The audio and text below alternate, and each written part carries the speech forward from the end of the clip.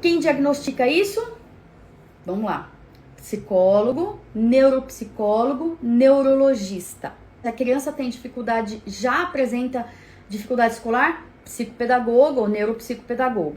Se ele tem dificuldade com linguagem, leitura escrita, fonoaudiólogo. Então, assim, a gente compõe a equipe, mas a base de equipe para avaliação de diagnóstico de um transtorno déficit de atenção e hiperatividade é o psicólogo, o neuropsicólogo e o neurologista. O neuropsicólogo faz testes funcionais cognitivos. Então, o que ele faz? Ele vai testar processo de atenção, vai testar o processo de memorização, vai testar o processo de funções executivas, que são, por exemplo, a atenção, normalmente no TDAH, a questão atencional é rebaixada. Tanto rebaixada por um desatento, quanto por um hiperativo, porque ele não consegue manter de tão agitado que ele é. Tanto o impulsivo quanto o desatento apresenta rebaixamento nas funções atencionais, dificuldade de memorização, de memória a curto prazo, a memória de trabalho também, dificuldade de funções executivas, por exemplo, planejamento, organização, são funções capazes que se fazem parte da nossa rotina e que para um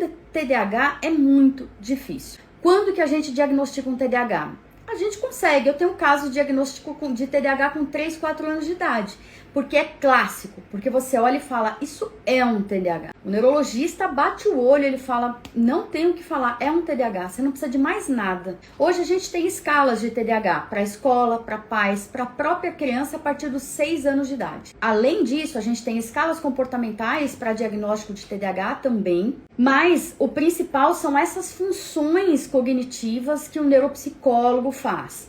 O que o neurologista faz? Só bate o martelo. Normalmente, um TDAH no neurologista, quando ele tem dúvida, ele pede as avaliações emocionais e neuropsicológica, vai lá e bate o martelo. Ou ele nem precisa pedir as funções, nada, ele pede às vezes só para avaliar e ver que nível que está, mas ele já lauda, porque no Brasil, quem lauda diagnóstico de transtorno mental é médico, então é neurologista que lauda um TDAH. E muitas crianças passam batido.